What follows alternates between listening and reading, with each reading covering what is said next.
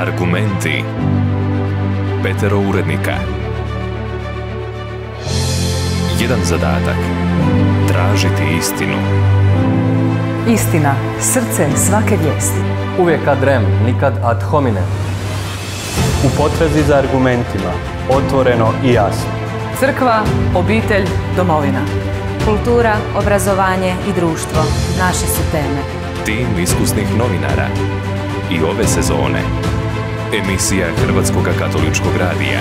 Od ponedjeljka do četvrtka. 8:10. Argumenti. Volio bih pozdraviti moju Hrvatsku. Imamo svoju Hrvatsku. Ovaj svijet nije u našim rukama, on je u Božjim rukama. Novinari su ih pitali ko je Isus Krist. A crkva je i ljudska i božanska. Vi ste novinari, vi istražujete. Isus Krist je istina. Argumenti. Istina, srce svake vijesti.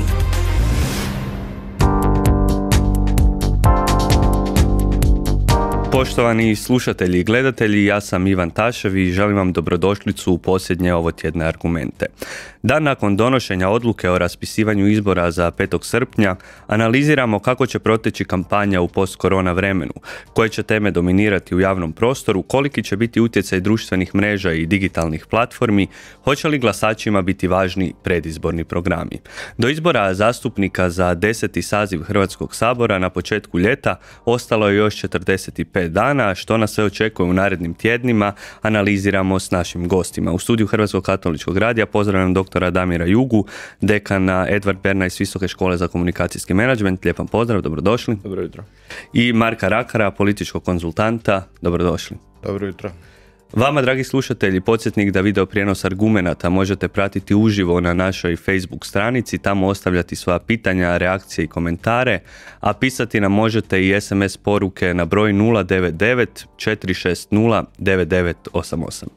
Doktore Ugo, evo jučer je predsjednik Milanović donio odluku o raspisivanju izbora, imali smo taj manevarski prostor od 4 nedjelje, 2 u lipnju, 2 u srpnju.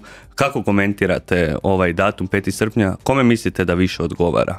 Pa mislim da je očekivano da je predsjednik Milanović odabrao 5. srpnja kao datum. Možemo reći da je to nekako kompromisno rješenje. Nije onaj najkasniji datum, nije onaj najraniji datum, a između ta dva datuma u sredini mislim da je optimalniji jer imamo one praznike koji su blizu 28.6. pa je ovo neki optimum.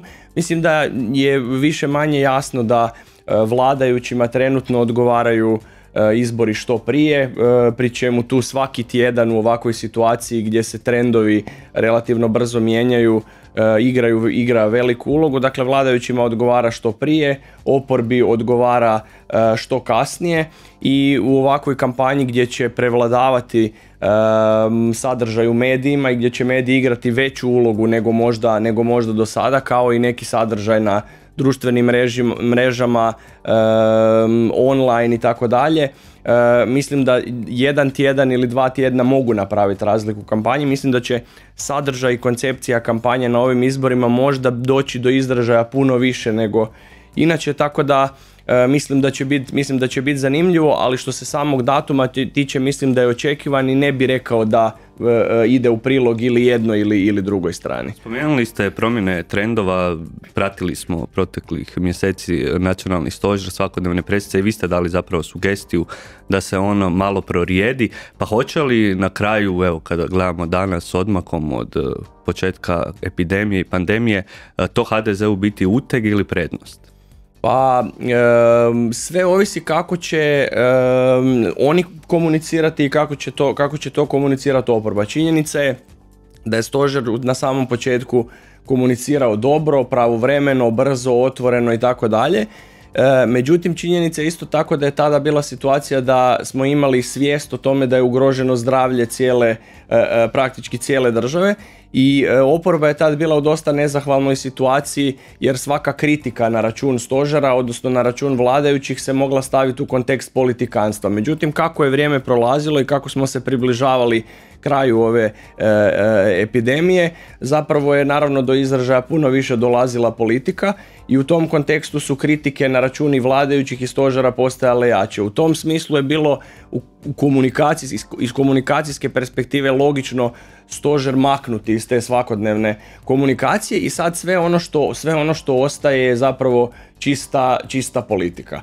Tako da činjenica da je ova kriza promijenila trend u smislu rejtinga i podrške na političkoj sceni. Znamo da je SDP vrlo brzo rasao, HDZ je rejting padao. Kad se ovo dogodilo, trend se preokrenuo, a važno je spomenuti da je trend puno bitniji u politici nego slika trenutnog stanja, jer rejting danas može biti jedan, međutim sutra može biti potpuno drugačiji. Sada je trend otprilike, čini mi se, malo stagnacije jedne i druge opcije. Vidjet ćemo za koji tjedan, jer do izbora je dosta, dakle 40 i nešto dana, to je jako puno vremena, iako smo vidjeli da će službena kampanja trajati samo 2 tjedna, međutim svi mi koji se bavimo komunikacijama i koji ih pratimo i koji ih analiziramo jako dobro znamo da smo mi već sada praktički u kampanji, a to kada će promidžbene poruke krenuti na radiju ili kada će krenuti plakati koje će naši sugrađani moći vidjeti, to je nešto drugo. To je planirano za 19. lipnja, ako se ne varam, početak službeni. Gospodine Rakar, vladajući, čuli smo od doktora Juge da im je bolje odgovarao ovaj tajming. Ako se ne varam, gledao sam malo povijest izbora, Hrvati su samo jednom u ljetnim mjesecima, srpnju i kolovozu, izašli na izbore 92. za predsjednika. Pa kako vi komentirate to ljetno vrijeme? Ok, znamo, oni parlamentarni izbori su bili u rujnu, isto je ljeto, ali nije ovaj vrhunac sezone. Pa da, ja se zbilja nisam sjetio da je bilo ljetni. Dakle, 92. je jako daleka godina bila. Ne? To su jedni od prvih izbora na koje sam ja izašao, ali dakle, ja mislim da mi neproporcionalno puno vremena trošimo na to da raspravljamo o tome da li neki datum paše građanima ili vladajućima ili oporbi, ne znam, ili smo na skijenju ili nismo na skijenju, ili su ovi se vratili s godišnjega, a ovi naši su otišli, ili... Dakle, jako puno i vrlo često te stvari govorimo, najčešće u zadnjih nekoliko ciklusa sa predsjedničkim izborima, jer oni zbog opet povijesnih razloga padaju baš u tim terminima zimskih odmora, no međutim ja mislim da rezultati tih izbora pokazuju da to nije neki prevladavajući faktor. Osim toga, dakle, mi se trenutno nalazimo u ekonomskoj krizi, putovanja, iako su ona nominalno dopuštena, će vjerojatno biti dosta prorijeđena. Znamo da školska godina kasni, matura će kasniti, dakle cijeli taj ciklus je jednostavno prolongiran i ne vjerujem da će sama činjenica da smo lagano ušli u taj 7. mjesec sa datumom izbora biti osobito bitan sam po sebi za krajnji rezultat izbora. A vjerojatno će puno biti i nadam se da će puno bitnije biti tko nudi kakvu viziju Hrvatske u budućem razdoblju s jedne strane i koliko će se uspjeti nametnuti kao uvjerljiv i pouzdan partner za sljedeće 4 godine. Sudjelovali ste u više izbornih kampanja, to vas želim pitati koliko ovih narednih 45 dana će u fokus doći te ideje kako poboljšati stanje u Hrvatskoj. Zanima me teme, vaše predviđanje koje će se otvarati, hoće li opet to biti ideološke? Znamo da se sad zadnjih dana govorilo i o neradnoj nedjelji i o mnogim drugim temama. Nakon operacije se govorilo i o opet ustašama i partizanima, pozdravu za dom spremni. Korona, hoće li to biti tema? Dakle, te ideološke, ove tipično hrvatske ideološke teme, ja bih rekao da je to utočište nekompetentnih, zato što nisu u stanju govoriti o ekonomiji i o stvarnim problemima koje muče građane, pa se onda vraćaju na te neke linije razdjela između jednih i drugih, o kojima se jednostavno, ja mislim, 2020. ne bi uopće trebalo razgovarati. Te stvari bi jednostavno trebalo staviti po strani i ignorirati. Dakle, ovaj puta vjerujem da će se puno više razgovarati o ekonomskoj krizi koja nam tek slijedi. Dakle, mi smo trenutno samo ovaj pandemijski dio prošli, dakle dizanje ručne kočnice na cijelu ekonomiju, cijelo poslovanje, ne samo države nego i svijeta u cijelosti, i posljedice svega onoga što će se događati zbog ovog zastoja, plus ekonomska kriza koja ovako i onako počela se formirati negdje u drugoj polovici prošle godine. Dakle, sve to su bitne stvari i nadam se da će se puno više razgovarati o tome. Ne? Osim toga, dakle, ja mislim da ovaj model upravljanja i strategije bez strategije upravljanja državom jednostavno mora biti zamijenjen s nečim drugim, jer mi ne možemo dopustiti da gotovo svojevoljno budemo na dnu Europe. Imamo apsolutno sve potencijale da budemo neusporedivo uspješniji i ja se nadam da će građani tražiti bolje rješenja i uspješnije ljude. Dobro, spomenuli ste i dali osvrt na vladajuće trenutno, ali za izborne kampanje se isto kaže da je to organizirani kaos. Možete nam reći malo iza scene kako to izgleda, na što se zapravo najviše resursa troši i što u ovom trenutku, evo čuli smo, iako službena predizborna kampanja nije počela, ona možemo reći već traje nekoliko tjedana. Naravno, mislim, predizborna kampanja traje već objektivno mjesecima i dakle, prave kampanje se pripremaju i počinju provoditi puno prije samog datuma izbora, kada god on bio. I dakle, ozbiljne političke stranke, dakle, ozbiljni kandidati su svoje pripreme počeli raditi prije godinu dana za ove trenutke. Ne? Tako da, ja vas uvjeravam, dakle, da svi izborni stožeri su u punom pogonu, jer dakle, u zadnjih 7 dana vi objektivno, dakle, vi imate svoje kandidate, koji iznose programe, ideje, ulaze u debate, daju intervjue, daju izjave, hodaju po terenu i tako dalje, ali, kako rekao, infrastruktura i tempo kampanje se daje danas. Dakle, srž dakle, najaktivniji dani kampanje su upravo sada. Dakle, sad se raspravlja o sloganima, vizualnim identitetima, pozicijama, plakata, emisijama, reklamama, formatima kroz koje će se komunicirati s građanima. Dakle, sve te stvari se dovršavaju u ovim trenucima. Tako da, dakle, ja vam mogu reći da je moj dan počinje u 6 ujutro, završava u 1-2 u noći. Ne? I tako svaki dan danima i prije tamo srpnja sumnjam da će biti poštenog spavanja. Doktor Hugo, evo koliko ta situacija gdje se traži dobra organiziranost, logistička podrška odgovara ovim manjim strankama koje evo i sada se još uvijek traže, formiraju, spominju se i neka nova imena. Jučer je vukovarski gradonačelnik Penava izašao iz HDZ-a, iako je to već bilo i očekivano možda, ali evo i Most pridobiva neke pojedince. Koliko je tim strankama možda koje evo i nisu do sada parlamentarne i koje nemaju tako dobro razvijenu infrastrukturu, to će biti otegotna okolnost? Sigurno hoće. Njima je sigurno, strankama koje nisu bile na pozornici, ono što bismo rekli, protekle 4 godine, ili su njihovi članovi, istaknuti ljudi, bili aktivni, ali kroz neke druge platforme, su i izbori u ovom terminu sigurno ne odgovaraju, ne zbog trenutka u godini, zato što je to prije uvjetno rečeno prije ljeta, već zato što su zapravo lišeni za nekoliko mjeseci vremena da se kroz medije, kroz teren i kroz direktnu komunikaciju možda sa građanima dodatno pozicioniraju. Činjenica je da infrastruktura igra izuzetno veliku ulogu u svakoj kampanji i svake političke stranke, jer ono što se događa u medijima, ono što se događa u online svijetu je samo jedan dio cijele te priče. Međutim, recimo na ovim izborima ćemo imati malo drugačiju situaciju. Za sada još uvijek, koliko mi je poznato, vrijedi odredba da je zabranjeno okupljanje više od 40 ljudi. Pitanje šta će se dogoditi u idućih mjesec i pol dana. Vjerojatno će se ta brojka povećavati, ali teško da ćemo vidjeti one ogromne skupove. Međutim, realno gledajući opet s druge strane da je i većina onih skupova koje se dogode izvan, kako bi rekli, izvan zjenice oka promatrača, budu relativno manji i da to bude direktna komunikacija sa manjim brojem ljudi.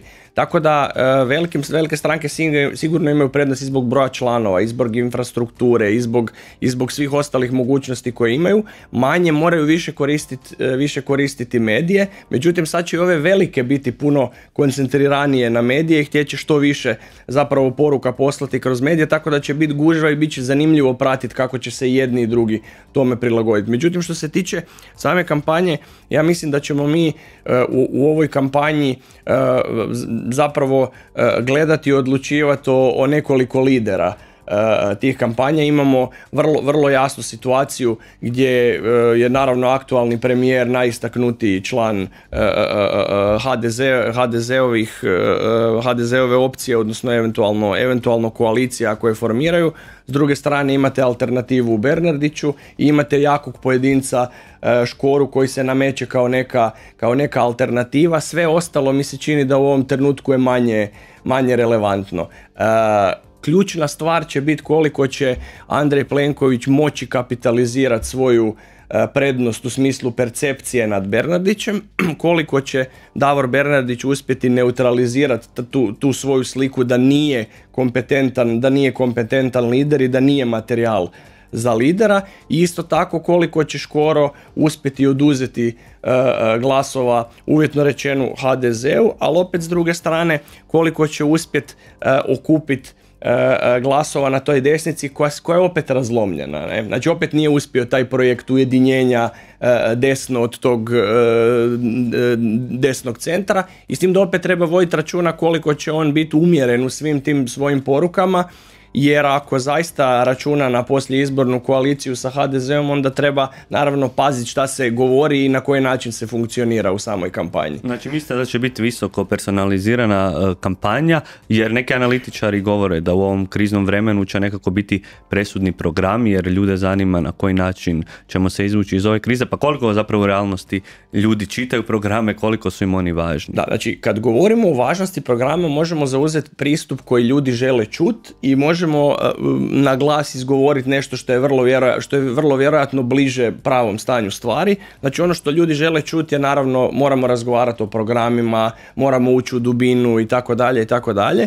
Međutim, činjenica je da relativno malo građana dubinski razumije recimo što su stranke htjele reći u svom gospodarskom programu, što su htjele reći u nekim drugim segmentima, i naravno da je svima lakše imati mišljenje o ideološkim temama i da su ideološke teme nešto što može lako zapaliti ljude i tako dalje i tako dalje.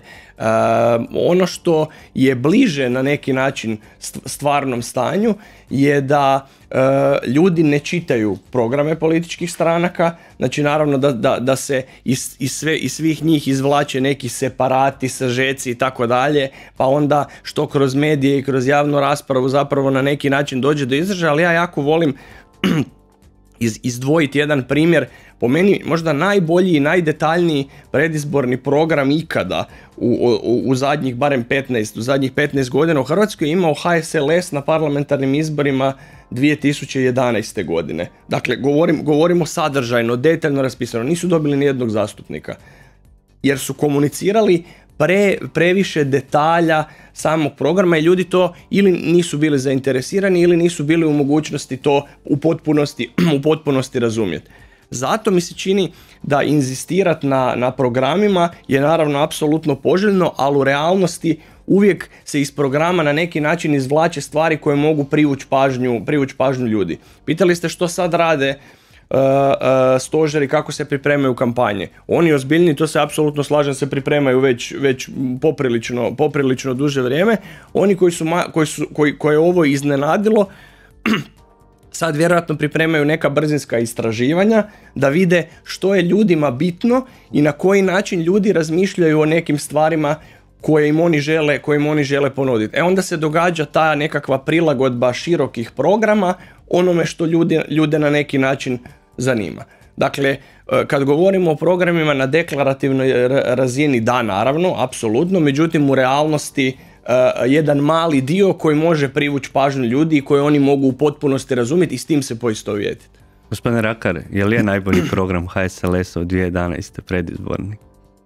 Iskreno nisam ga čitao, ali sad kada je to Damir spomenuo, svakako ću ga pronaći i prelistati. Ne? Dakle, ja bih rekao, dakle, naravno da velika većina ljudi nikad neće pročitati izborni program neke političke stranke, no međutim, dakle, postoje analitičari, dakle, ljudi koji sjede za ovim stolom, dakle, postoje novinari poput vas, postoje, dakle, razni opinion makeri, dakle, koji se pita o tim stvarima i ja mislim da oni u biti čitaju te programe i onda se, ili zainteresirani pojedinci, jako motivirani, dakle, neko ko hoće biti kandidat ili neko ko je jako u nekoj stranačkoj strukturi pa ga to strašno zanima.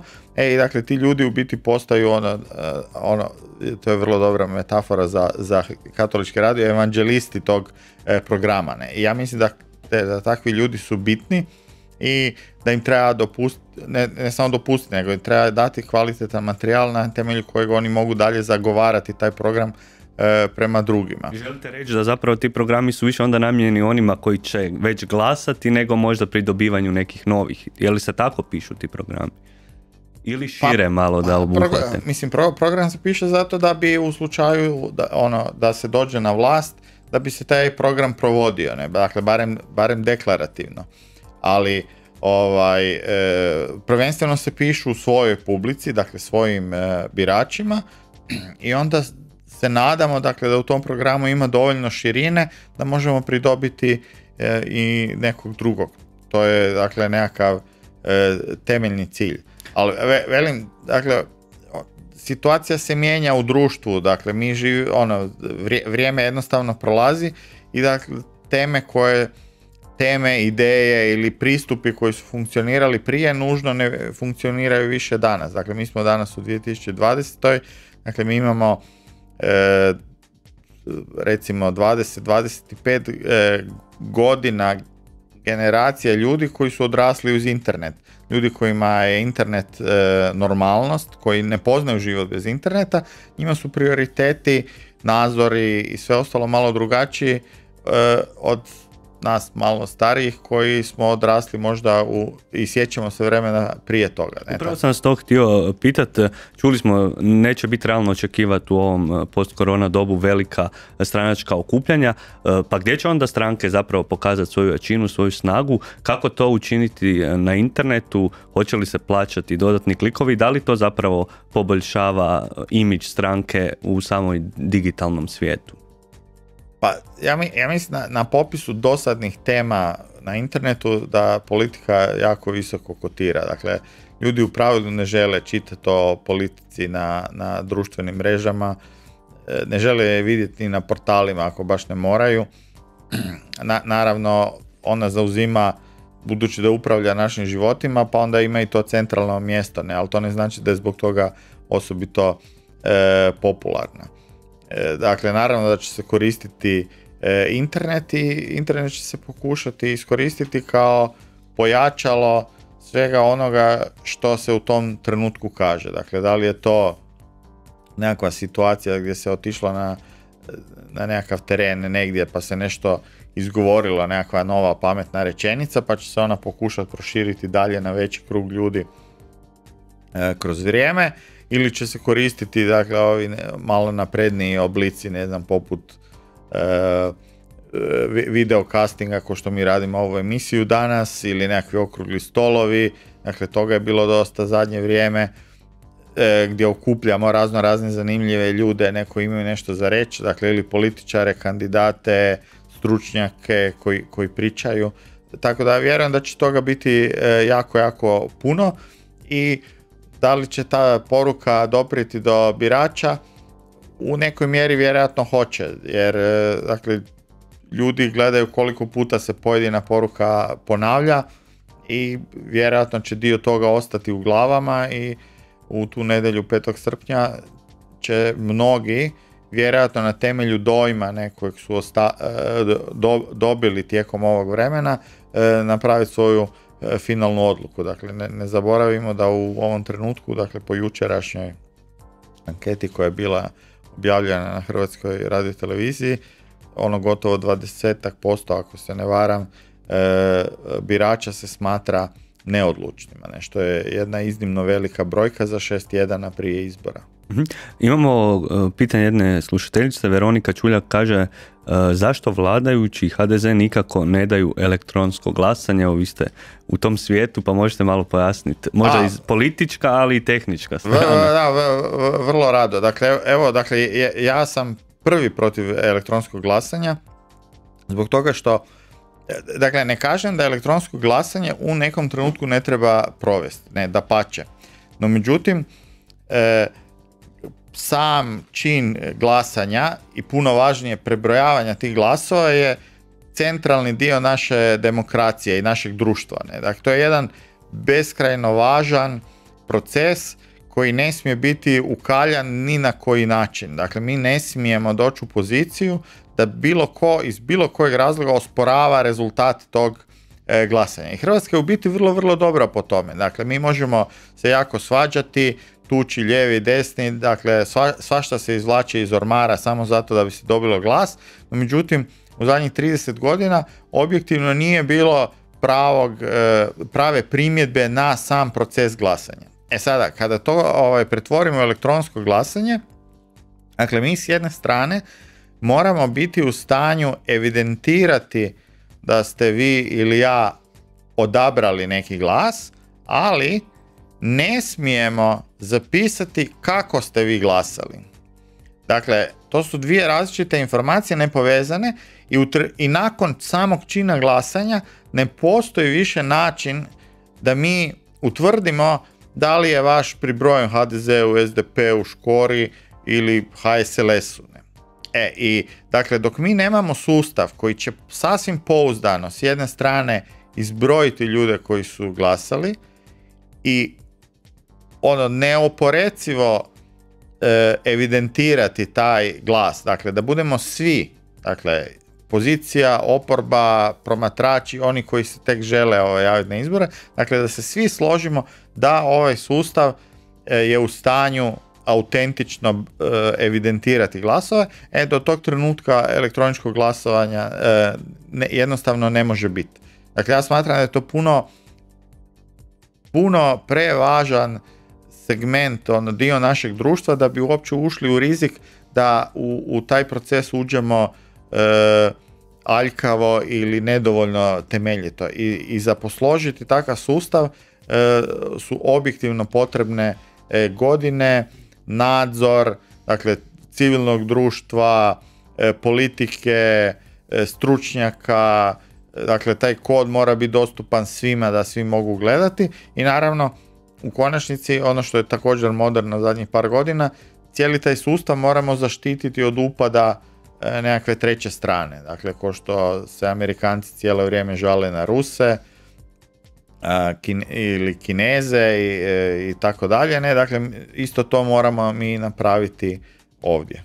Nekako život se premjestio u virtualnu stvarnost zadnjih tjedana, pa htio sam vas to još pitati koliko će se i hoće li se više ulagati novca u internetske kampanje, u sveobuhvatnu internetsku komunikaciju nego u plakate i kakva su iskustva već s prijašnjih zadnjih kampanja, evo imamo predsjedničke izbore nedavno prije toga za Europski parlament.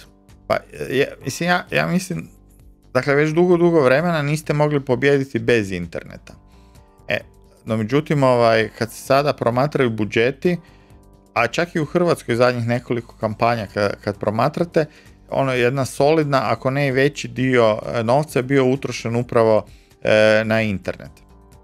Samo organiziranje fizičkih skupova, gdje se ide sa pozornicama od grada do grada, je jedan logistički vrlo skup proces i on u biti neproporcionalno sudjeluje u ukupnom trošku kampanje i naravno televizijsko oglašavanje na nacionalnim mrežama također košta puno novaca. No, međutim, dakle, internet, ja bih rekao da ovoga puta će vjerojatno biti 50% budžeta kod ozbiljnijih kandidata, ako ne i više. Dakle, u drugim nekim zemljama, dakle, tipa Velika Britanija i tako dalje, tamo su internet budžeti 50% ukupne kampanje ili više. S time što, dakle, nije to samo Facebook stranica nego i oglašavanje, nego su tu i dakle, društvene mreže, proizvodnja sadržaja Dakle, vi de facto kreirate male televizije, male radio postaje koje onda u tom periodu emitiraju i stvaraju program kao da su prava redakcija. Evo, jedna reakcija, vjerujem na ovo vaše izlaganje. Mogli smo u vrijeme korone internet koristiti za školu, liječnika, slušati misu, kupovati namirnice, ali glasat ne možemo unatoč tome što ćemo i taj dan imati mjere protiv korone. Doktor Hugo, to sam htio pitati, da, velika većina ljudi jest na internetu, posebno mlada generacija, oni koji će možda i prvi put imati priliku izaći na izbore, no opet tu je veliki dio onih starijih ljudi koji ne koriste društvene mreže, koji nisu familijarni s internetom, pa kako do njih doprijeti, hoće li onda tu opet ovi klasični kanali imati svoju ulogu? Hoće, sigurno hoće. Mislim, znamo sve stranke i svi kandidati, sve liste, kako god hoćemo ih nazvati, imaju vrlo jasno dostupne podatke o demografskoj strukturi hrvatskih glasača i sigurno će prilagoditi tu priču i koncepciju kampanje kao i udio pojedinih komunikacijskih kanala toj strukturi. Između ostalog tome najviše služe i ova istraživanja da vidite otprilike koju populaciju i koji segment glasača što zanima, pa im onda prilagođavate poruke i mislim da to je najveća prednost online kanala. S jedne strane vi ne vidite identitet osobe XY, ali po nekim parametrima možete vidjeti iz kojeg dijela Hrvatske dolazi, za koje teme je pokazivao ili pokazivala interes i samim time onda izgenerirati kroz različite aplikacije, algoritme i tako dalje mogućnost personalizacije poruke. Tako da neko primjerice koje je pretraživao gospodarske mjere u svijetu kako su druge države to radile, da se njemu upravo prikazuju oglasi sadržaja vaše opcije, odnosno vaše stranke koja promovira mjere koje vi planirate poduzeti da bi se unaprijedilo, odnosno da bi se smanjila šteta za gospodarstvo. Tako da u tom kontekstu online komuniciranje pruža puno više mogućnosti, ali isto tako činjenice, to ste potpuno u pravu, da je jedan dio naših sugrađana jednostavno nije prisutan online i njima će se morati približiti na druge načine. Međutim, recimo, postoje čitav niz načina kako da se korištenjem i aktivnošću na online kanalima zapravo približite i njima. Evo recimo jedan primjer koji dolazi iz susjedstva, meni je žao što moram njega spomenuti u pozitivnom, kao pozitivan primjer. Evo, srpski predsjednik je isto trenutno u kampanji i on je zapravo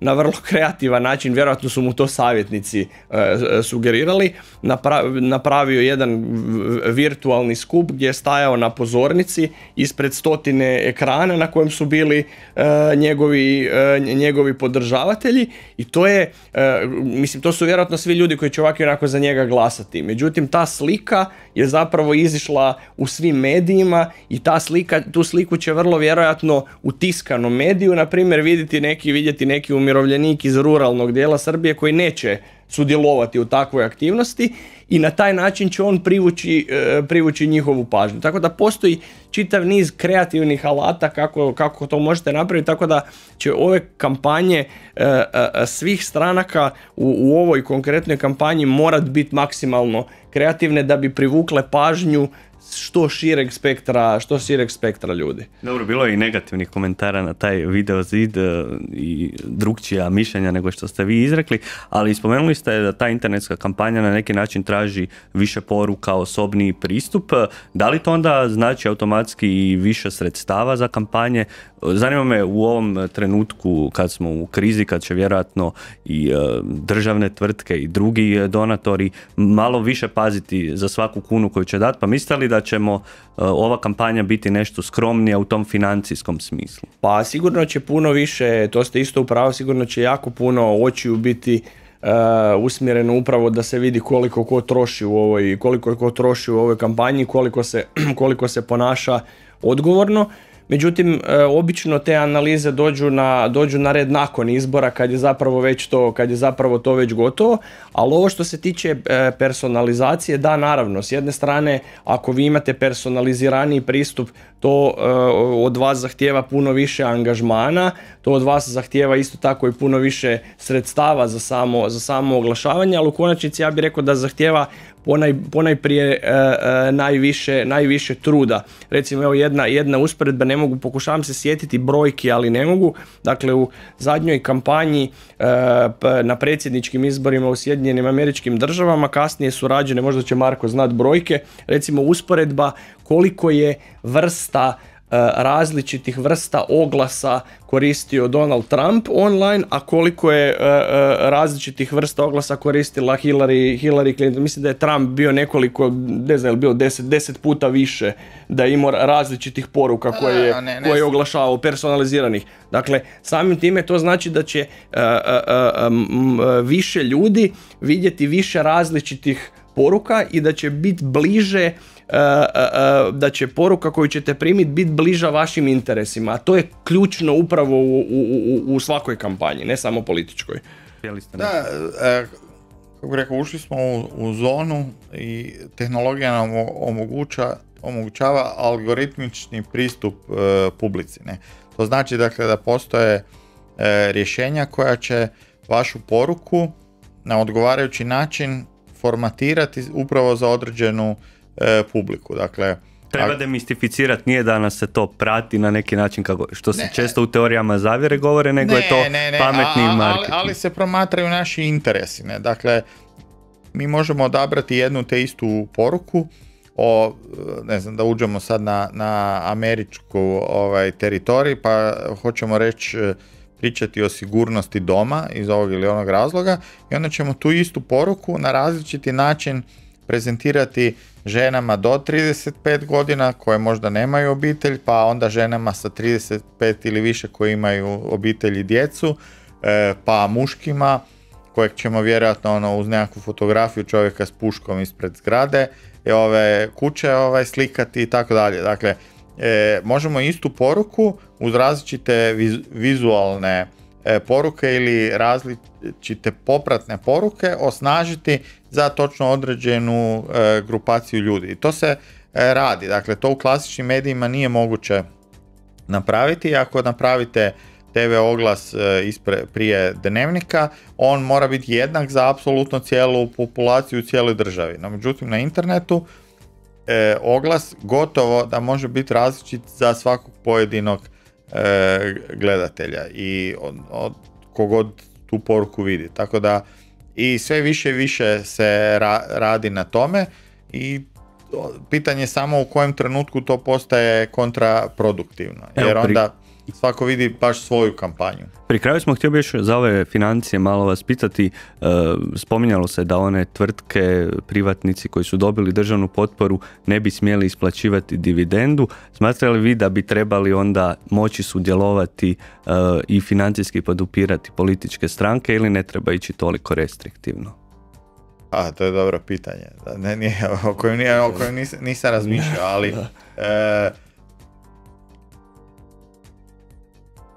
ostavili smo vas bez teksta.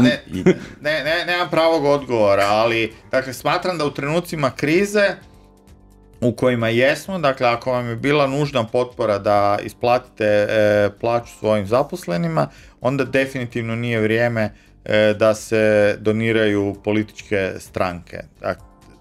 Slično dakle kao i isplata dobiti. Evo, na samom kraju, dr. Ugo, ste htjeli se na to osvrnuti? Pa da, ja mislim da bi bilo zanimljivo da se to ne zabranjuje eksplicitno, ali definitivno pratiti ko to radi. Jer objektivno gledajući, onaj ko je tražio potporu za očuvanje radnih mjesta i onda to donirao politici, definitivno nije zaslužio da dobije tu potporu. Gospodine Rakar, zadnja rečenica, kako vidite onda ove naredne tjedne, dodatna polarizacija među ova tri najjača kandidata ili? To ćemo vidjeti. Dakle, ja vjerujem da ispred nas slijedi vrlo turbulentno razdoblje, dakle vrlo napornih 6 tjedana i dakle makar u ovom trenutku imamo očigledne favorite, dakle ove 3 grupacije koje smo spomenuli. Imamo i cijeli niz vanjskih faktora koji pokušavaju, dakle manjih koji se pokušavaju ugurati na scenu i bit će zanimljivo vidjeti koji će se od njih uspjeti probiti ili ne. Dakle, ja bih samo podsjetio dakle, da je ovaj saziv Sabora, dakle, koji smo upravo ispratili, jedan od najfragmentiranijih Sabora koji smo ikada imali. A trenutni rezultati, anketa barem, pokazuju da bi sljedeći saziv mogao biti vrlo monolitan, odnosno dakle, da bi mogao biti podijeljen u vrlo, vrlo mali broj grupa. Pratit ćemo tu situaciju. Hvala vam, dragi gosti, na sudjelovanju u emisiji. S nama su danas bili Marko Rakar i dr. Damir Jugo, a ja sam Ivan Tašev. Vama, dragi slušatelji, poziv da ponovno budete u Argumentima u ponedjeljak, kada će s vama biti kolegica Tanja Maleš. Lijep vam pozdrav. Volio bih pozdraviti moju Hrvatsku. Imamo svoju Hrvatsku. Ovaj svijet nije u našim rukama, on je u Božjim rukama. Novinari su ih pitali ko je Isus Krist. A crkva je i ljudska i božanska. Vi ste novinari, vi istražujete. Isus Krist je istina. Argumenti. Istina. Srce svake vijesti.